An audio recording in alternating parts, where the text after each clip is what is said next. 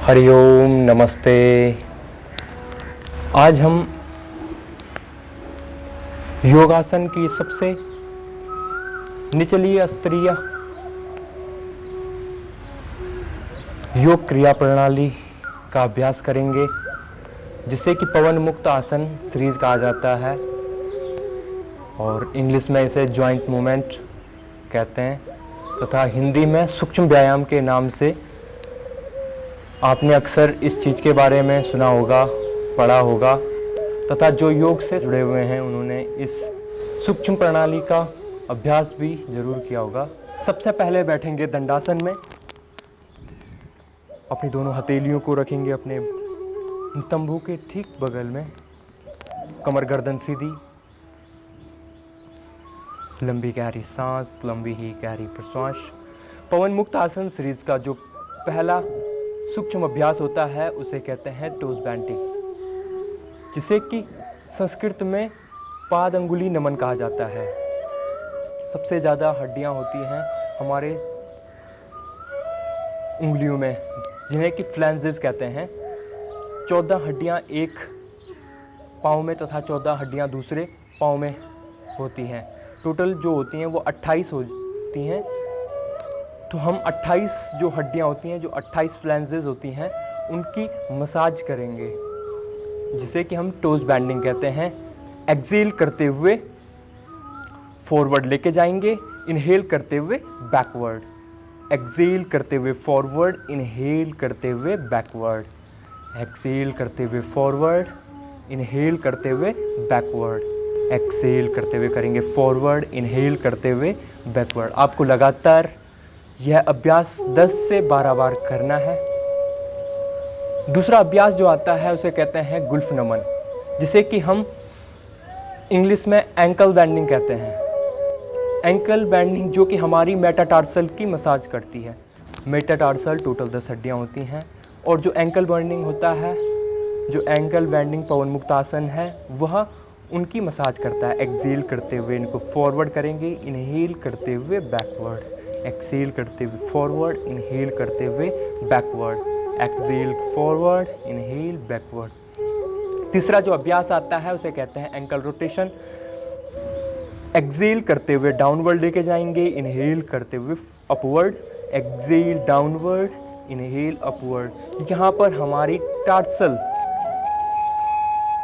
जो छोटी छोटी बोन्स होती हैं उनकी मसाज यहाँ पर एंकल रोटेशन के द्वारा की जाती है और ये भी 10 से 12 बार क्लोवाइज तथा फिर उसको रोटेशन एंटी क्लोवाइज 10 से 12 बार लगातार करना चाहिए। जिसकी एंकल पैन की प्रॉब्लम होगी वह प्रॉब्लम इन सभी अभ्यासों से, पवन मुक्त आसन सीरीज से 15 से 20 दिन में धीरे धीरे कम होनी प्रारंभ हो जाएगी। उसके बाद आता है नी बैंडिंग।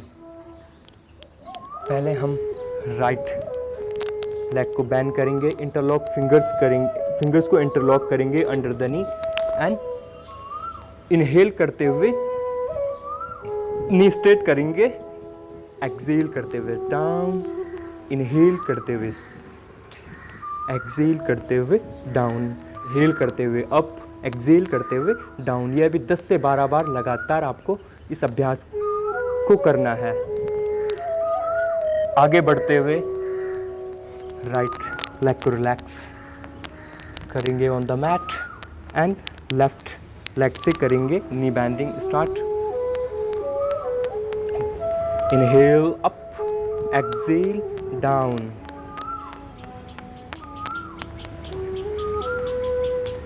यहाँ पर फीमर, टिबुला और फिविया जो 3 हड्डियां होती हैं, जो थाई की हड्डी फीमर और नीचे जो हमारे घुटने से नीचे जो 2 हड्डियां फिबुला और टिबिया, इन तीनों के जो जॉइंट है नी, उस पर मसाज की जाती है, जो कि यहाँ पर बहुत सारे लोगों का पैन प्रॉब्लम होता है। तो यह अभ्यास आप 10 से 12 बार करने से इस अभ्यास को आपकी जो नी पेन प्रॉब्लम होती है वह धीरे धीरे ख़त्म होनी स्टार्ट हो जाएगी। उसके बाद आता है जानु चक्रा, जिसे कि संस्कृत में जानु चक्रा तथा इंग्लिश में नी क्रैंक कहते हैं। इसमें भी हमें इंटरलॉक फिंगर्स करनी है अपने नी के नीचे और नी स्ट्रेट करनी है। देन हमको नी को बैंड करना है 10 बार क्लोकवाइज तथा 10 बार एंटी क्लोकवाइज लगातार करते रहना है। और जब 10 से 12 बार हमारा अभ्यास पूर्ण हो जाता है तो हमें पाँव बदल के दूसरे पाँव से भी यह अभ्यास करना चाहिए। क्लोकवाइज तथा एंटी क्लोकवाइज लगातार इस अभ्यास को करने से हमारी जितनी भी घुटने से संबंधित दर्द होते हैं वह सब समाप्त हो जाएंगे। उसके बाद आता है अर्ध तितलियासना, इंग्लिश में जिसे हाफ बटरफ्लाई कहते हैं। आपको दाहिने हाथ से अपने नीज को नीचे की ओर पुश करना है और अपने बाएं हाथ से अपने पंजों को पकड़ के रखना है। ये आपका जो पाँव आपका नीचे रहेगा वो एक्टिव होना चाहिए। एक्सेल करते हुए पुश करेंगे नीज को और इनहेल करते हुए नीज को लेके जाएंगे ऊपर और हक करेंगे। ये भी लगातार आपको 10 से 12 बार इस अभ्यास को करना है। इस अभ्यास को करने से आपकी जो पैल्विक बोन होती है उससे संबंधित जितने भी दर्द होते हैं, जितनी भी व्याधियाँ होती हैं, उन सब से आपको बहुत जल्दी ही रिलीफ मिलेगा। इसी प्रकार अभ्यास को करेंगे, बढ़ाएंगे आगे और करेंगे दूसरे पाँव से 10 से 12 बार एक पाँव से करेंगे।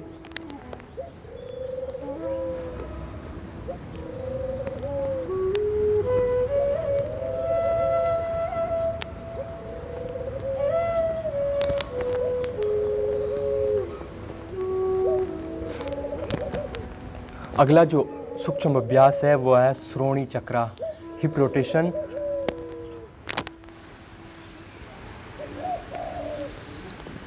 जिसे कि हिप ओपनिंग कहते हैं। हिप रोटेशन लगातार करेंगे 10 बार क्लोकवाइज तथा 10 बार एंटी क्लोकवाइज, जो आपकी पैल्विक पर काम करता है, आपको पैल्विक से संबंधित दर्द को दूर करता है। दूसरे पाँव से भी करेंगे हिप रोटेशन।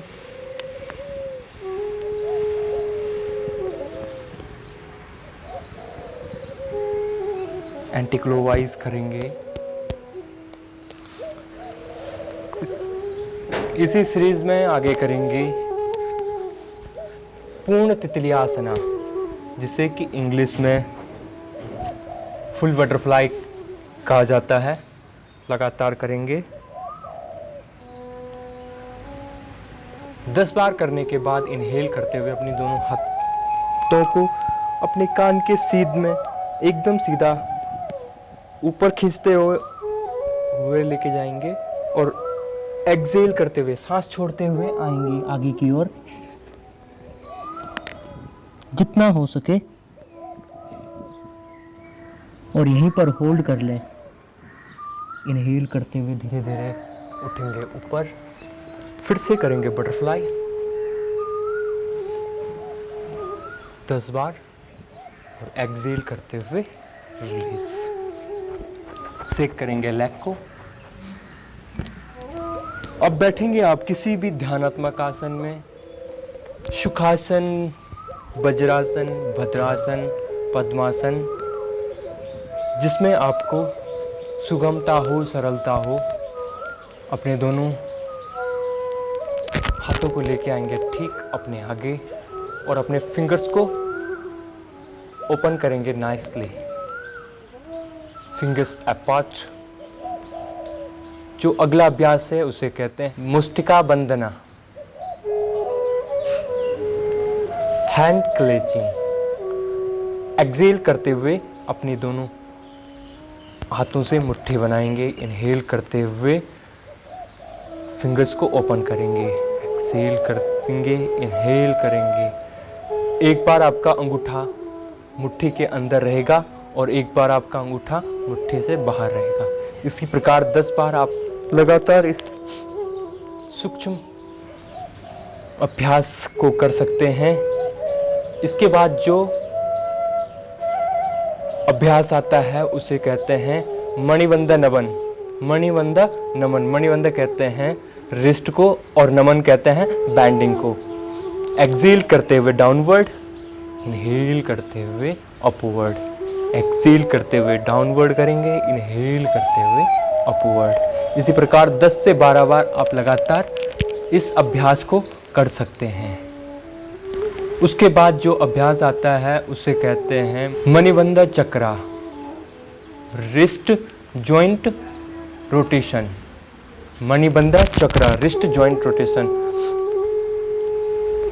इनहेल करते हुए अपवर्ड लेके जाएंगे और एक्सेल करते हुए डाउनवर्ड, इनहेल करते हुए अपवर्ड, एक्सेल करते हुए डाउनवर्ड। रोटेशन करेंगे 10 टाइम क्लोकवाइज तथा 10 time anti clockwise. 10 time clockwise करेंगे, 10 टाइम एंटी क्लोकवाइज। ये जो रोटेशन होता है इससे हमारी कार्पल्स होती हैं उन पर प्रभाव पड़ता है। उसके बाद अभ्यास करेंगे एल्बो बेंडिंग का। इनहेल करते हुए दोनों हाथों को लेके आएंगे अपने शोल्डर के ऊपर, एक्सेल करते हुए ओपन, इनहेल। ये आपकी ह्यूमरस रेडियस और जो अल्ना, जो हमारे ह्यूमरस रेडियस और अल्ना जो बोन्स होती हैं उनकी जो जॉइंट होता है एल्बो, उसकी मसाज करता है, जिसे एल्बो बेंडिंग कहते हैं। ये भी 10 से 12 बार आपको करने से आपको एल्बो से संबंधित जितने भी आपके रोग हैं या आपको एल्बो जॉइंट पेन होता है तो उसके लिए यह अभ्यास अति उत्तम अभ्यास है। उसके बाद आता है शोल्डर रोटेशन। दोनों हाथों को लेके आएंगे अपने शोल्डर के लाइन में, बैंड करेंगे हाथों को और राइट हैंड की फिंगर से राइट शोल्डर को टच करेंगे, लेफ्ट हैंड की फिंगर से लेफ्ट शोल्डर को, और करेंगे rotation, shoulder rotation clockwise. Inhale करेंगे ऊपर लाते हुए और एक्सेल करेंगे डाउन ले जाते हुए। Inhale up, exhale down, inhale up and exhale down. इसी प्रकार एंटी क्लोकवाइज करेंगे 10 बार पूरा करने के बाद। लगातार इस अभ्यास को करते रहने से आपके शोल्डर की मसाज होती रहेगी। 10 बार पूर्ण होने के बाद बैठेंगे सुखासन में और अपनी दोनों हथेलियों को रखेंगे अपने नीज के ऊपर। अगला अभ्यास करेंगे नेक मूवमेंट, ग्रीवा संचालना जिसे संस्कृत में कहते हैं। Neck movement a, head down, exhale, inhale, head up, exhale down, inhale up, exhale down, inhale up. इसी प्रकार 10 से 12 बार लगातार अभ्यास करने के बाद नेक मूवमेंट भी करेंगे। Exhale, look your left side, inhale,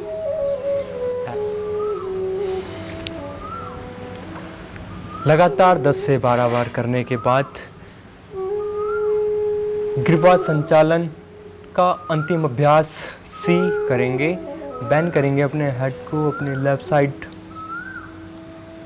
inhale करते हुए अप, एक्सेल करते हुए डाउन, इनहेल करते हुए अप, एक्सेल करते हुए बैंड करेंगे अपनी लेफ्ट साइड के लिए, इनहेल करते हुए सेंटर। एक्सेल करते हुए राइट साइड। आज आपको सूक्ष्म अभ्यासों की जो प्रथम सीरीज होती है उसके बारे में जानकारी दी है, और जो अगली वीडियो जो आएगी उसमें हम सूक्ष्म अभ्यास की जो बी सीरीज होती है उसके बारे में बताएंगे। आप लगातार इन सूक्ष्म अभ्यासों का अभ्यास करते रहें, स्वस्थ रहें, सुरक्षित रहें। हरिओम।